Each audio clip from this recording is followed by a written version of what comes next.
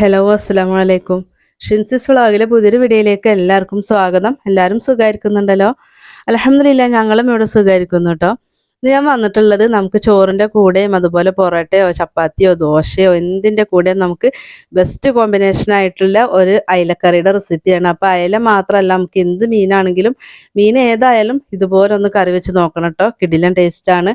അപ്പം ഞാൻ ഇന്ന് ചെയ്ത് കാണിക്കുന്ന അയില വെച്ചിട്ടാണ് കേട്ടോ. അപ്പോൾ അയില നമുക്ക് വറുത്തരച്ചിട്ടുള്ള ഒരു കറിയാണ്. അപ്പോൾ നമുക്ക് ചോറിന് മാത്രമല്ല കേട്ടോ, നമുക്കിത് രാവിലെ ബ്രേക്ക്ഫാസ്റ്റിൻ്റെ സമയത്ത് ഉണ്ടാക്കിയാൽ നമുക്ക് രാവിലെ എടുക്കാം, ഉച്ചക്കും രാത്രിയിൽ നമുക്ക് കൂട്ടാൻ പറ്റിയിട്ടുള്ള ഒരു മീൻ കറിയുടെ റെസിപ്പിയാണ് കേട്ടോ.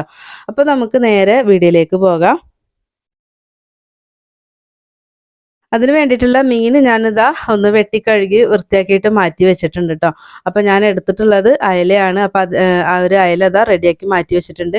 അപ്പോൾ അതിൻ്റെ ആ ഒരു തലഭാഗം ഉണ്ടല്ലോ, അതൊക്കെയാണ് ഞാൻ കൂടുതലും കറിയിൽ ഇടുന്നത് കേട്ടോ. ഇവിടെ കറിയിൽ മീൻ ചിലവാവില്ല, ആർക്കും വലിയ താല്പര്യമില്ല കേട്ടോ കറിയിലിട്ട മീൻ. അപ്പോൾ അതിൻ്റെ പേരിൽ അതിൻ്റെ ആ വാലുഭാഗം തലഭാഗം ഒക്കെയാണ് ഞാൻ കറിയിൽ ഇടാറുള്ളത്. അപ്പോൾ അത് മാറ്റി വെച്ചിട്ടുണ്ട്. പിന്നെ നമുക്ക് ഇതിലേക്ക് വേണ്ടിയിട്ടുള്ള ഒരു അരപ്പ് റെഡിയാക്കണം. അതിന് വേണ്ടിയിട്ട് ഒരു വലിയൊരു തേങ്ങേൻ്റെ ഒരു മുറി തേങ്ങ ഫുള്ളായിട്ടുണ്ട് കേട്ടോ.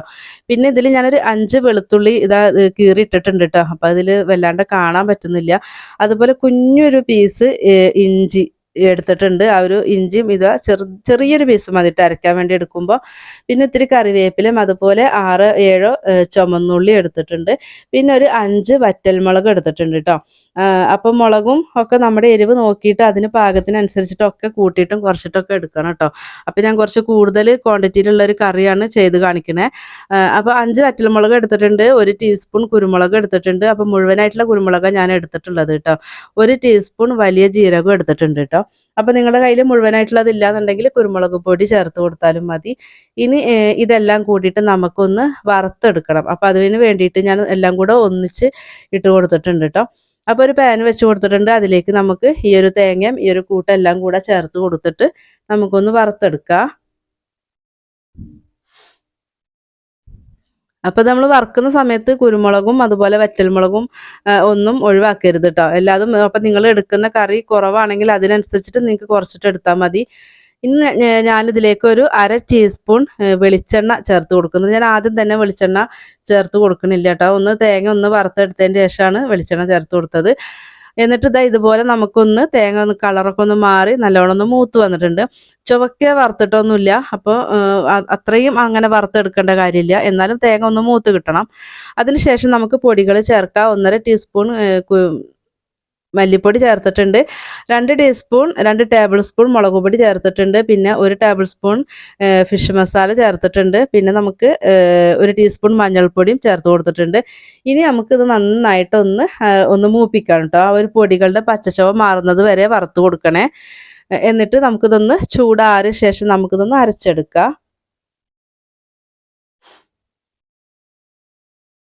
അപ്പോൾ ഫിഷ് മസാല കയ്യിലുണ്ടെങ്കിൽ ചേർത്ത് കൊടുത്താൽ മതി. അപ്പോൾ കയ്യിലുള്ളത് കൊണ്ടാണ് ഞാൻ ചേർത്തിട്ടത്. ഇല്ലാന്നുണ്ടെങ്കിൽ അത് ഒഴിവാക്കാം കേട്ടോ. 1 ഗ്ലാസ് വെള്ളം ചേർത്തിട്ട് നമുക്ക് ഈ ഒരു തേങ്ങ ഒന്ന് അരച്ചെടുക്കാം കേട്ടോ. അപ്പോൾ ആ ഒരു പാനിൽ തേങ്ങയും മസാലയൊക്കെ ഉണ്ട്. അപ്പോൾ ഞാൻ കുറച്ച് വെള്ളം അതിൽ ഒഴിച്ചു കൊടുത്തിട്ട് കഴുകിയിട്ട് ഒഴിച്ചു കൊടുത്തത് കേട്ടോ. അപ്പോൾ ഇനി നമുക്കിതൊന്ന് നന്നായിട്ട് അരച്ചെടുക്കാം. അപ്പോൾ നല്ലോണം മഷി പോലെ തന്നെ നമുക്ക് ഈ ഒരു തേങ്ങ അരച്ചെടുത്തിട്ടുണ്ട് കേട്ടോ. പിന്നെ നമ്മൾ മല്ലിപ്പൊടി 1/2 ടീസ്പൂൺ ചേർത്തല്ലോ, 1/2 ടേബിൾ സ്പൂൺ ചേർത്തല്ലോ.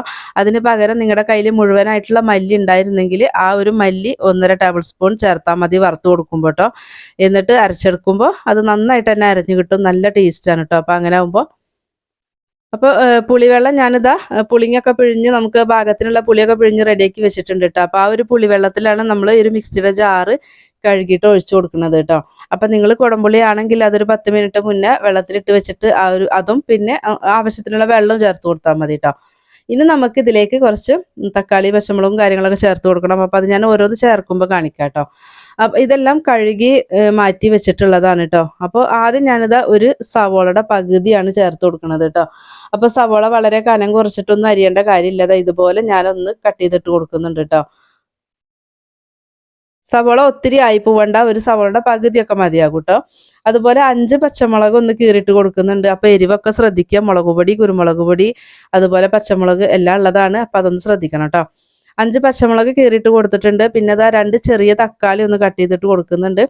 പിന്നെ കുറച്ച് ഇഞ്ചി വെളുത്തുള്ളിയാണ് ചേർത്തിട്ടുള്ളത്. അപ്പോൾ ഇഞ്ചി ഞാൻ കനം കുറച്ച് നീളത്തിൽ കട്ട് ചെയ്തിട്ടുള്ളതാട്ടോ. വെളുത്തുള്ളി രണ്ടാക്കിയിട്ടാണ് ഇട്ട് കൊടുത്തിട്ടുള്ളത്.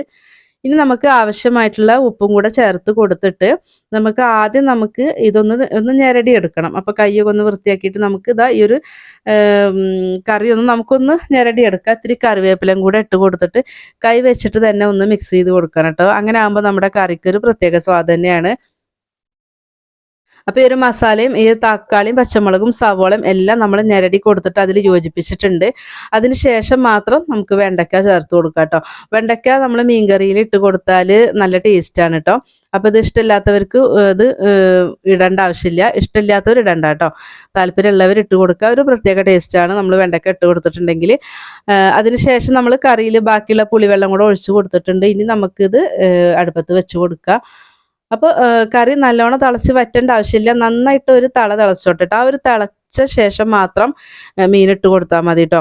അപ്പോൾ ഇത്രയും ക്വാണ്ടിറ്റിയിലല്ല നിങ്ങൾ ചെയ്യുന്നത് വെച്ചെങ്കിൽ ജസ്റ്റ് ആ കറി ഒന്ന് ചൂടായാൽ അപ്പം തന്നെ നിങ്ങൾക്ക് മീനിട്ട് കൊടുത്താൽ മതി. അപ്പോൾ ആ കറി നല്ലോണം ഒന്ന് തിളച്ച് വന്നിട്ടുണ്ട്. ആ ഒരു സമയം നമുക്ക് മീനും കൂടെ ഇട്ട് കൊടുത്തിട്ട് നന്നായിട്ടൊന്ന് ഇളക്കി കൊടുക്കുന്നുണ്ട്.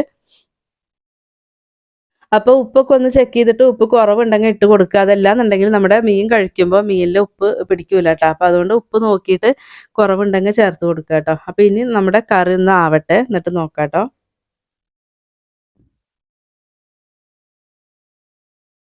അപ്പോൾ നമ്മുടെ മീനൊക്കെ വെന്തിട്ടുണ്ട്. കറി കണ്ടോ, ഇതുപോലെ എണ്ണയൊക്കെ ഒന്ന് തെളിഞ്ഞ് വരും കേട്ടോ. നമ്മൾ തേങ്ങയൊക്കെ വറുത്തരച്ച് ഒഴിച്ചിട്ടുള്ളതല്ലേ. അപ്പോൾ അതുകൊണ്ട് തന്നെ എണ്ണയൊക്കെ അതുപോലെ ഒന്ന് എണ്ണ തെളിഞ്ഞ് വന്ന് നിന്നിട്ടുണ്ടെങ്കിൽ നമ്മുടെ ആ ഒരു കറി പാകമായിട്ടുണ്ട്.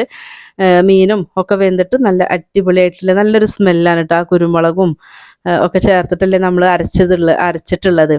അപ്പോൾ അതിൻ്റെ പേരിൽ അതുപോലെ നിങ്ങൾ ആ മല്ലിപ്പൊടിക്ക് പകരം മുഴുവൻ മല്ലി കയ്യിലുണ്ടെങ്കിൽ അത് 1.5 ടീസ്പൂൺ നമ്മൾ തേങ്ങ വറക്കുമല്ലോ, ആ സമയത്ത് തന്നെ വറുത്തിട്ട് അരച്ചാൽ മതി കേട്ടോ. അപ്പോൾ ഇനി നമുക്ക് കറി ഒന്ന് വറവിടാം. അപ്പോൾ അതിന് വേണ്ടിയിട്ട് ഞാനിതാ ഒരു പാൻ വെച്ച് കൊടുത്തിട്ടുണ്ട്. അതിലേക്ക് ഒരു 1.5 ടേബിൾ സ്പൂൺ വെളിച്ചെണ്ണ ഒഴിച്ച് കൊടുക്കുന്നുണ്ട്. അപ്പം ഞാൻ വെളിച്ചെണ്ണയാണ് കേട്ടോ എടുത്തിട്ടുള്ളത്. അതിലേക്ക് ഇതാ 1 ടീസ്പൂൺ ഉലുവ ചേർത്ത് കൊടുക്കുന്നുണ്ട് കേട്ടോ. അപ്പോൾ ഉലുവ ഒന്ന് പൊട്ടി വരുന്ന സമയത്ത് 1/2 ടീസ്പൂൺ വലിയ ജീരകം ചേർക്കുന്നുണ്ട്. അപ്പോൾ ഉലുവയും വലിയ ജീരകവും നമ്മുടെ കറിക്ക് നല്ലൊരു ഫ്ലേവറൊക്കെ തരും കേട്ടോ. നമ്മൾ ഏത് മീൻകറി ആണെങ്കിലും ഞാൻ ചെയ്യാറുണ്ട് കേട്ടോ. അങ്ങനെ നമ്മൾ ഉള്ളിയൊക്കെ മൂപ്പിക്കുന്ന മുന്നേ അതൊന്ന് ഇട്ട് കൊടുക്കുമ്പോൾ കറിക്ക് നല്ല ടേസ്റ്റാണ് കേട്ടോ. അതിലേക്ക് ഞാൻ കുറച്ച് ചുമന്നുള്ളി കട്ട് ചെയ്തതും അതുപോലെ കുറച്ച് കറിവേപ്പിലയും ചേർത്ത് കൊടുത്തിട്ടുണ്ട്. ഇനി ഇതൊന്ന് മൂപ്പിച്ചെടുക്കുന്നുണ്ട് കേട്ടോ. കൂട്ടത്തിൽ നമുക്കൊരു 2-3 വറ്റൽമുളക് ഒന്ന് ചെറുതായി കട്ട് ചെയ്തിട്ട് ഒന്ന് ഇട്ട് കൊടുക്കാം കേട്ടോ. വറ്റൽമുളകും ചേർത്തിട്ട് ഇത് നന്നായിട്ട് ഒന്ന് മൂപ്പിച്ചിട്ട് നമുക്ക് കറിയിൽ ഒഴിച്ച് കൊടുക്കാം. അത് ഉള്ളിയൊക്കെ നന്നായിട്ട് മൂത്ത് വന്നിട്ടുണ്ട് കേട്ടോ. അപ്പോൾ ഇനി നമുക്ക് കറിയിൽ ഒഴിച്ച് കൊടുത്തിട്ട് നമുക്ക് ഈ ഒരു കറി ഇപ്പം തന്നെ അത് സെർവ് ചെയ്യരുത് കേട്ടോ. നമുക്ക് കുറച്ച് സമയം അത് അങ്ങനെ മൂടി വെച്ച് കൊടുക്കണം കേട്ടോ. അപ്പോഴാണ് നമ്മുടെ ഈ ഒരു വറവിട്ടിട്ടുള്ള ആ ഒരു മണം എല്ലാം നമുക്കൊരു കറിയിൽ കിട്ടുള്ളൂ കേട്ടോ. അപ്പോൾ കറി ഞാൻ വറവിട്ടിട്ടുണ്ട്. അപ്പോൾ ഇനി കുറച്ച് സമയം ഞാനിത് മൂടി വെക്കുന്നുണ്ട് കേട്ടോ.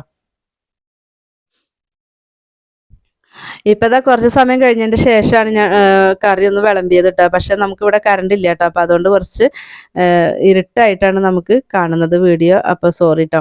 അപ്പോൾ നമ്മുടെ വീഡിയോസ് കാണുന്ന പുതിയതായിട്ടുള്ള കൂട്ടുകാർ പ്ലീസ് ഒന്ന് സബ്സ്ക്രൈബ് ചെയ്തിട്ട് സപ്പോർട്ട് ചെയ്യണം കേട്ടോ.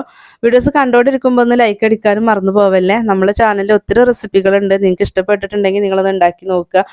അതുപോലെ തന്നെ നിങ്ങൾക്ക് യൂസ്ഫുൾ ആയിട്ടുണ്ടെങ്കിൽ നിങ്ങളുടെ ഫ്രണ്ട്സിനും ഫാമിലിക്കും ഒക്കെ ഒന്ന് ഷെയർ ചെയ്ത് കൊടുക്കണം കേട്ടോ. അതുപോലെ നിങ്ങളുടെ അഭിപ്രായം കൂടെ ഒന്ന് അറിയിക്കാൻ വേണ്ടിയിട്ട് മറക്കല്ലേ.